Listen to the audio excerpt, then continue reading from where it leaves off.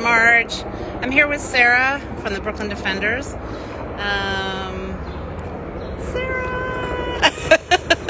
I'm adding a title. So it's a beautiful day in Brooklyn Heights. This gorgeous building.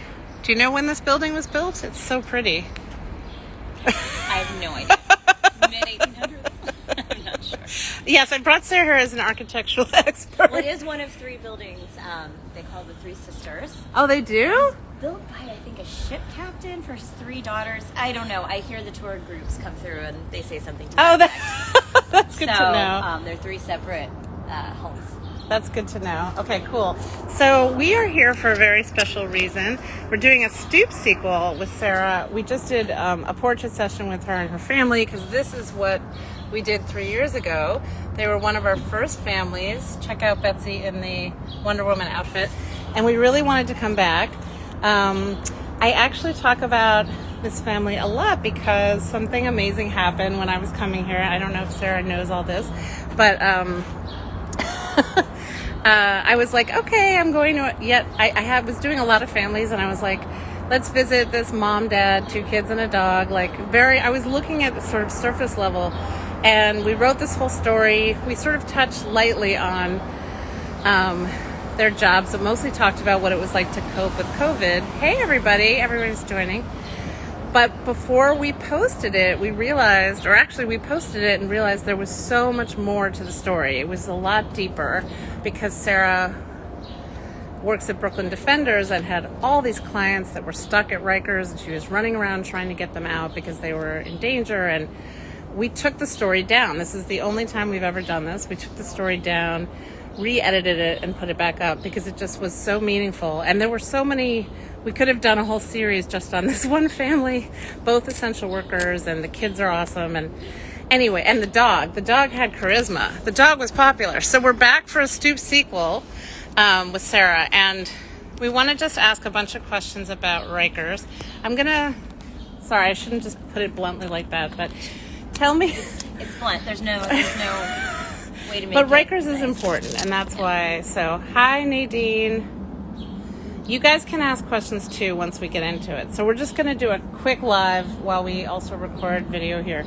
So first of all, how are you doing? We were here in April 2020. What is it like for you 2 years later? And what do you remember about those early days, looking back? We're doing really well. We've been really fortunate. Obviously we are affected by the anxiety and stress and just general trauma that everyone else has dealt with, because of the pandemic, politically, otherwise. But we've been very fortunate. We've maintained our health. We did get COVID right away back then. I mean, we'd already had it, I think, when we met you. But our outcomes have been good. We've been very fortunate to have our families remain healthy. We've kept our jobs. We've kept our home. Those are things that a lot of people can't say. And so, I think to be where we are right now, we're very lucky. It doesn't feel over. I think that, my youngest doesn't have the vaccine, and hopefully he will soon.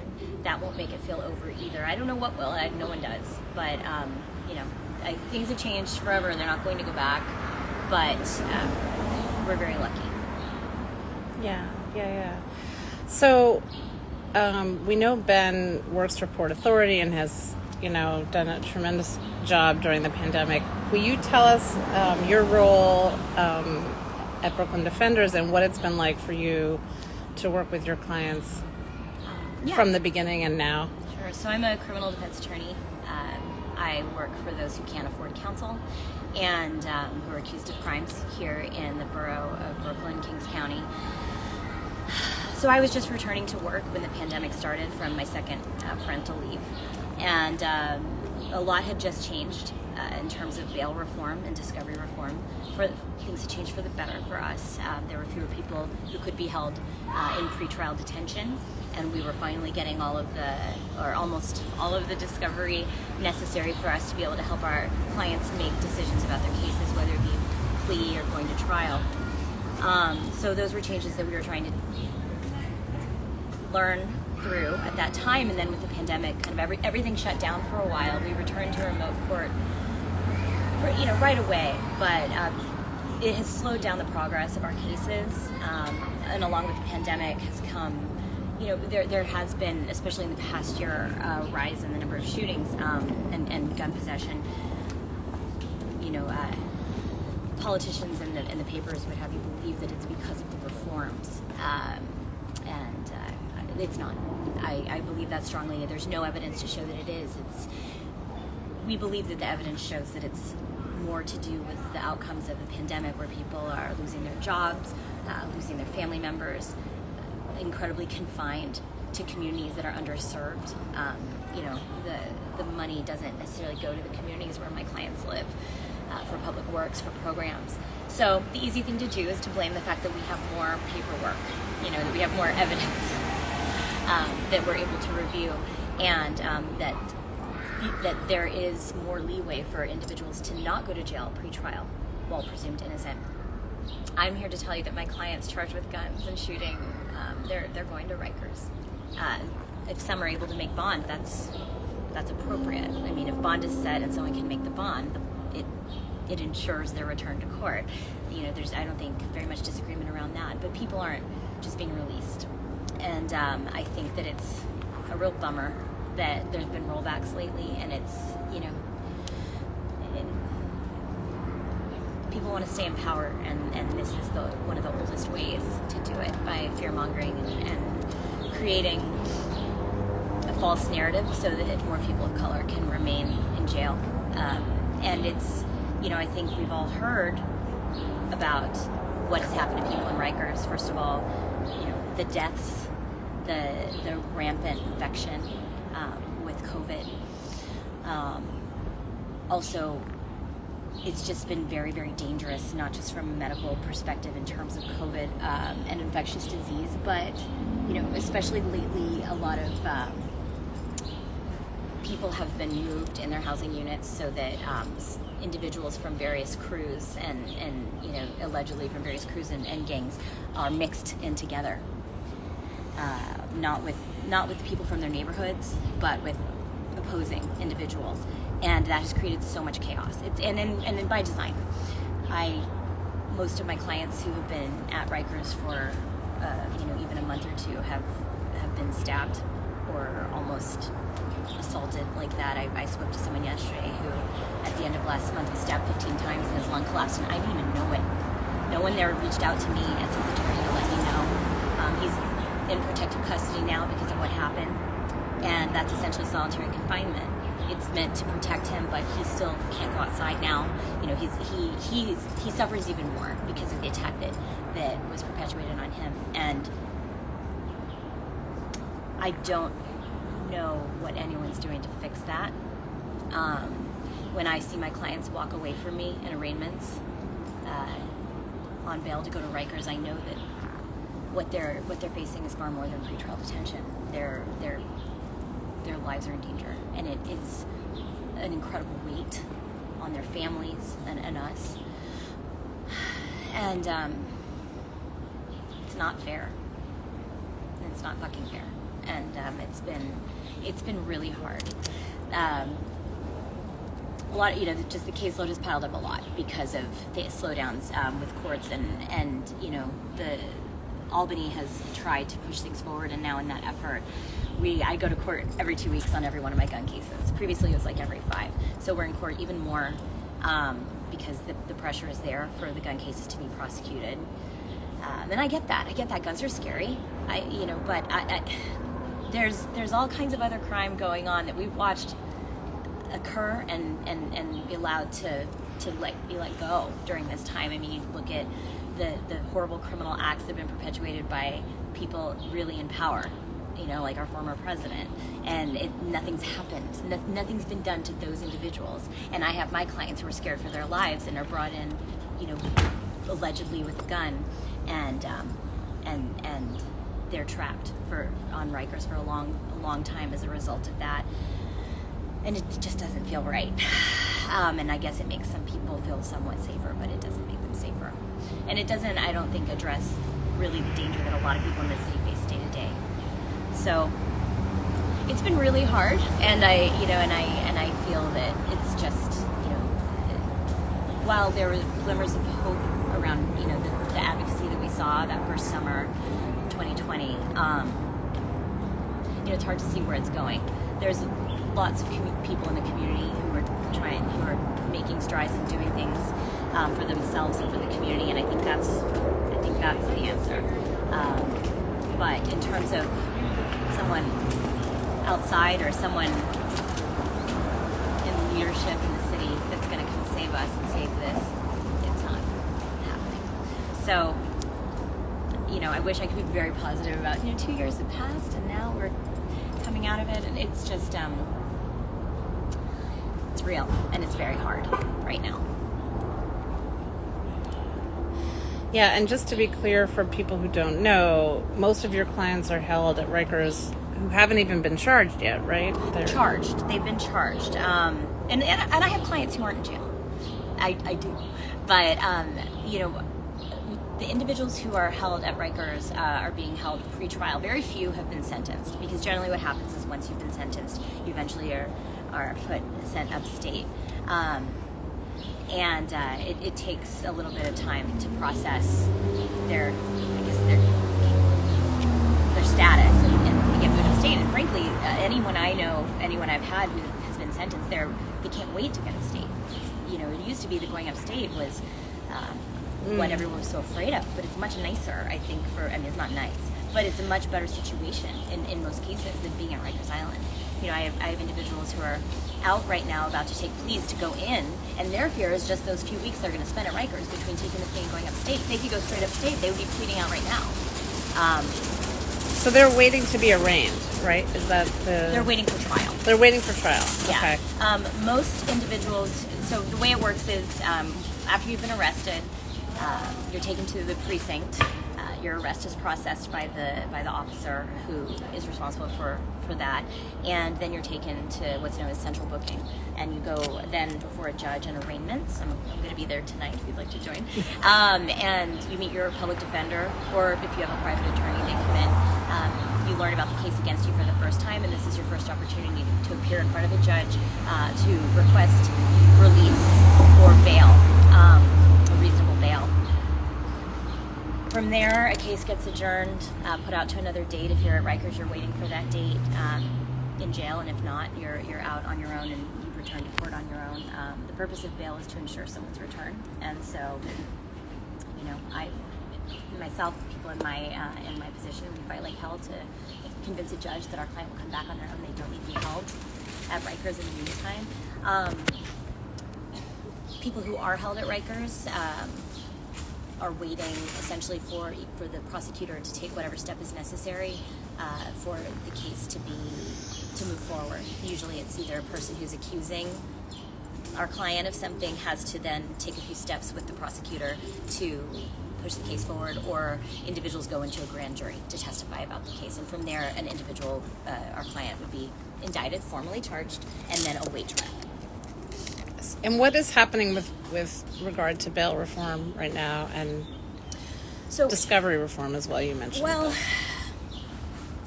a couple of things. So with discovery reform a couple of years ago, it changed the items that were considered to be automatically essential to be given to us, to the defense.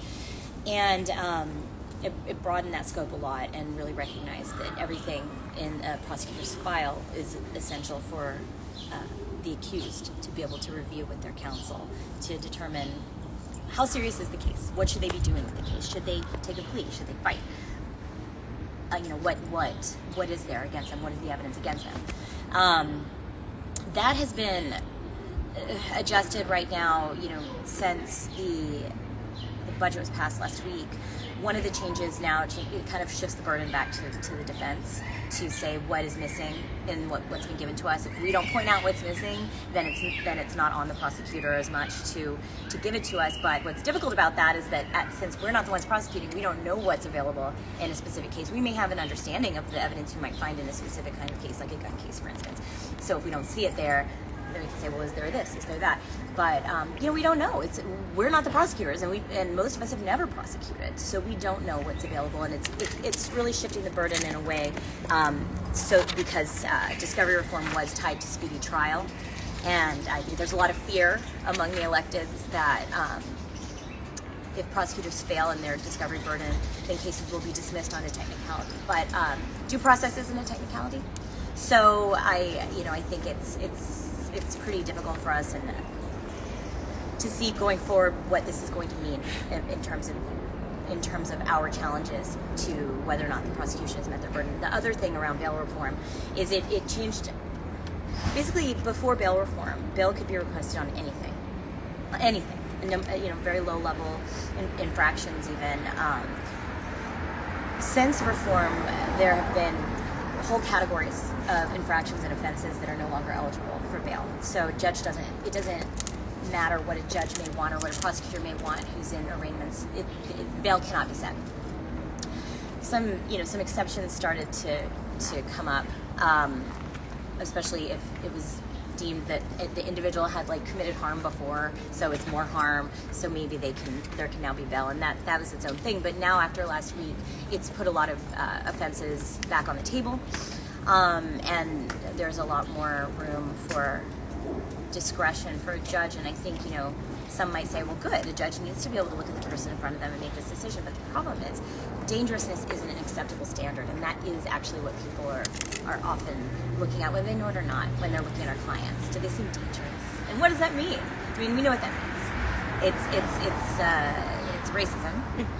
It's fear of someone who has mental health issues or is unhoused, and that's not fair. And I was in arraignments this past week, and I can already see a push.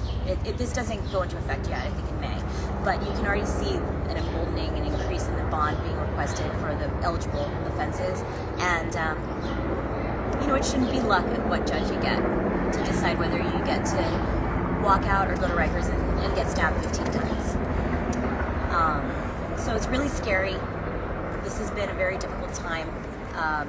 As defenders, we're used to losing, and we're used to people saying no, and we're used to the system being stacked against us. I mean, we don't call it most of us these days don't call it the criminal justice system anymore, and I cringe when I hear it's the criminal legal system, because the former term assumes something that I don't think there's evidence to show exists.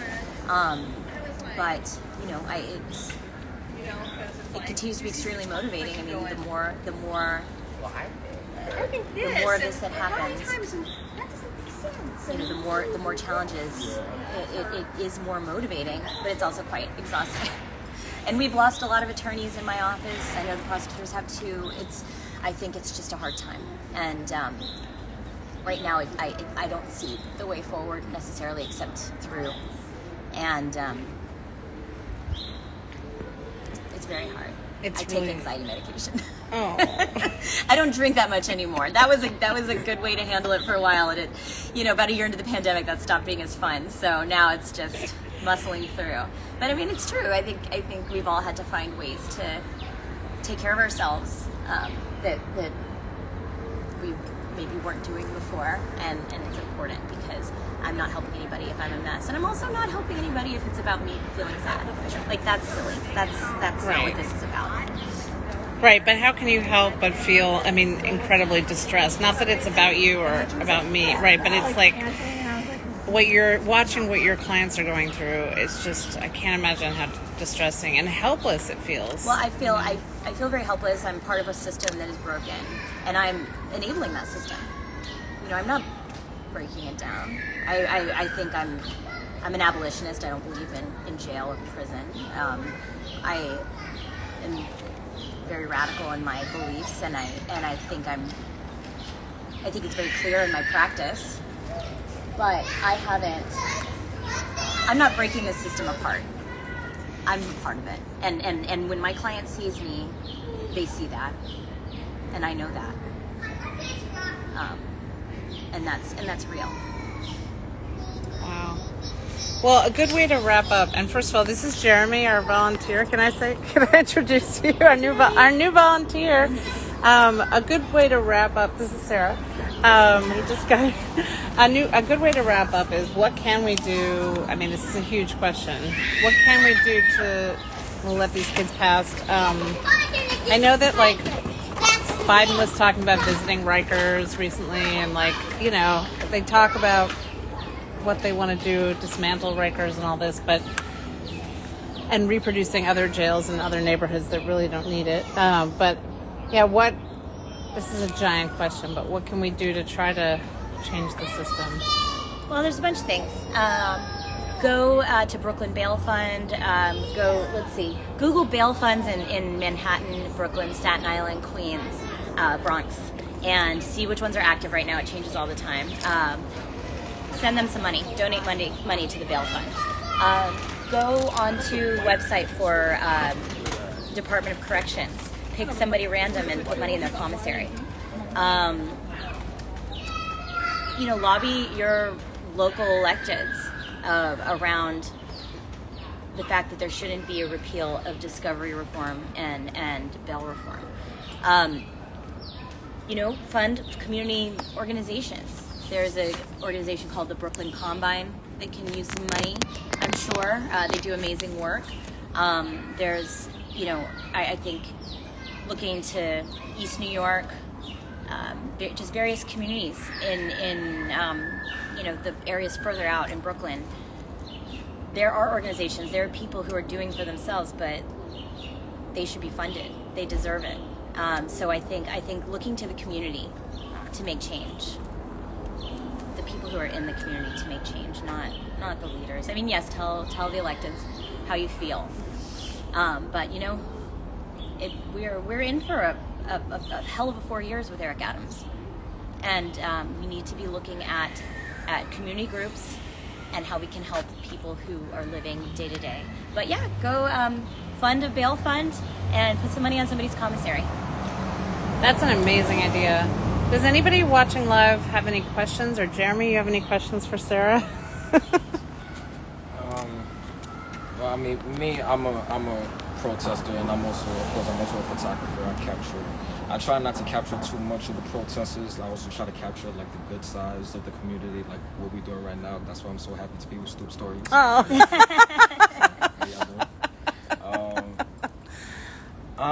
Of course, I'm friends with a lot of protesters and also abolitionists, and basically, I just wanted to ask like your personal goals of like personally, what do you think we should do better? Like abolitionists should do better to just like try to like make things better, or try to keep like speaking the word, or how we could work together, because there's always a lot of separation between there's a lot of separation between blacks and whites and all that. Like there's always a black and white thing, but I always say that it's not all white people. Well, that's generous. Yeah. Right. So like, but there's some people that I know that doesn't always believe that. So how do we, how we're able to come together and like all of us are able to work together, like someone like an abolitionist like yourself, how we're able to work together with other black abolitionists? Well, I think that Great question. that's a great question. I think finding community in the groups that you run in terms of who's at the protest, who is there to have a conversation, meeting the people there who you didn't know already. I think that's a good place to start, because then, I think probably this is how you've become involved with Stoop Stories, right? Like you've met and talked to people, and then that expands the range of people who you can influence, because the people we need to be listening to, it's not me, it's you, right? I mean, I'm a transplant from another state. I mean, I've lived here a long time, but like I'm not of the community the same way, and I'm not affected day to day the way other people are. And I think that it's incredibly generous of you to want to create that space, because you really don't have to want that, in my opinion. I mean, I think that the world hasn't given you maybe a reason to necessarily want that, but at the same time, I think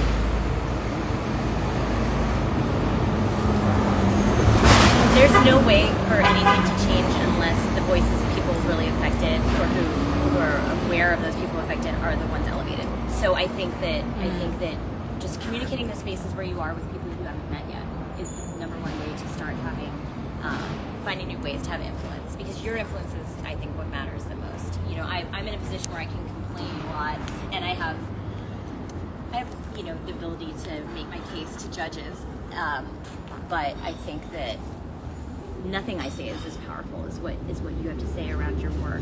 So I think just find more people in those spaces, and like right now, to talk to and meet who can listen to you, because that's how things change.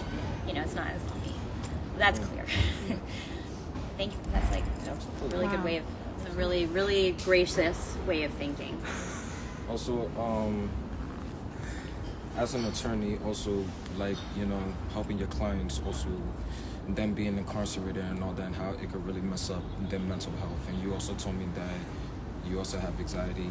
Mm-hmm. Me, when I was a teenager, I had anxiety and depression, and like, and this was 2014, so this was before mental health really became a thing. Now. So I've been doing the work on myself since I was a teenager, and you know, I always try to get better as a person every single day, and also try to help people who went through the same thing that I went through, even teenagers. But like, especially in that space, because they're incarcerated and they feel like they can't get out, and it really messes up their mental health. How are you able to help them with that? So I think that that's such an incredible insight to have, and it's something that is, I think, the biggest issue, because I think everyone who's incarcerated it deals with trauma because of that, no matter what they came in with. So imagine coming in to incarceration with a mental health challenge, and then how much that heightens it if you can come in without having had that and become, you know, and feel the trauma. You know, we have social workers. We have a division of our social work team that deals with jail services specifically, and then there's resources on Rikers, but none of it's enough. You know, none of it's enough. We make referrals for our clients all the time for mental health help, and they don't get seen. You know, I don't know the answer to how to improve. Hi, baby. Come here. I don't know. Hi, Jack. Come here. I don't know the answer of how to improve it beyond having, you know, my clients just aren't being taken by COs to see the mental health team. You know, we know that there's far fewer COs than there used to be, and I think that was a combination of a few things, including retirements hitting last summer. But you know, people aren't even being brought to that. Sorry. Oh no, it's the grandparents are back. We've been here a while. There's a lot to talk about. How was your shopping? It was great. Got stuff for tomorrow. Yeah, for Easter. Easter. My parents are at home, so. Sorry. But no. So I don't see there being services right now for that. You know, my clients are kept in solitary longer than the time that they should be assessed. You know, because you get sent to solitary. I mean, I think they've said for a while there's not solitary. There's solitary. It's always been solitary. That never ended. And you know, you'll have an assessment for a period of time you're supposed to be there. It's been, you know, I have a client who was in for 6 months. He should have been there like 2. And you know, he would express to me that he's losing it, and I don't know what to say. I mean, I try to sit in that space and bear witness, but I can't make a big pledge that everything's going to get better. I can't say, oh, someone's going to come talk to you. Like, I'm the person that talks to them, and I'm not qualified for mental health treatment, but I can listen, and that is what I do. But I think it's a humongous crisis. I mean, you know, what Rikers Island is the second largest mental health facility in the country behind San Quentin, because of the treatment that they do give out when they're able to. You know, it's a place full of people who need help, and there just isn't support for that. And you know, I think the medical staff at Rikers really wants to be able to help people. It's just, oh no, can your truck go down? It's okay. Oh, thanks, Jeremy. We're very into trucks around here. We're gonna wrap up soon, but yeah, this is you brought up such an important issue. Yeah, I mean, that comes to the heart of it. because the PTSD that people suffer, and the untreated the untreated trauma is what leads to these negative community outcomes of reoffense. And it's not some like desire to like be evil and hurt people that creates crime. It's community instability. It's lack of of support for healthcare, education, safe housing. That's what creates community instability. It's not just a bunch of people who want to be jerks, but it's only being perpetuated by the ways that we deal with individuals who are considered offenders. And I don't know what's next. I was very hopeful that there would be some reform. I don't know right now. I think that the term defund the police scared people so much because the point was like fund things that help people. Take the money from this military that is the best funded, in the world. In the world. But I think people hear that and hear something that it's not meant to say. Right. The language, the semantics wasn't. I mean, I think it made sense. I think it's just bad faith actors take it and take it to a direction that people who want to believe in just the simplicity of right and wrong and good and bad, because that makes them feel better about the world, they take that and they run with it. And I get it. I don't judge that. I'm sorry for it. I mean, it's our own poor education system that allows it. But the reason we want to defund police is so that there can be a redistribution to places and efforts and people who want to serve and actually improve our communities. Because this is It's very emotional. We're gonna wrap up, but I know I'm twitching. No. My face. I just wanted to mention Ruby, I don't know if you know, has been commenting and just loves what you're saying and says, but when you said, but I can listen was so key. It's very moving just to see it through right, we can only see it through our filter, but it's really moving to hear your experience of it. So thank you so much. Any last, I'm like, we could talk all day about this. But also, I'm just like one white lady right. of privilege sitting here talking about this. And that alone feels gross, to be honest. But, I just encourage all of us to like seek the voices of people of color, people from communities. That's the realist. And I'm glad that I can bear witness and be there, but I'm not the answer. Perfect way to wrap that up. Well said. Thank you, Sarah. Thanks, guys. Thank you so much. All right. Peace out from Brooklyn. All right. Stopping the live. Yes, I'm sure.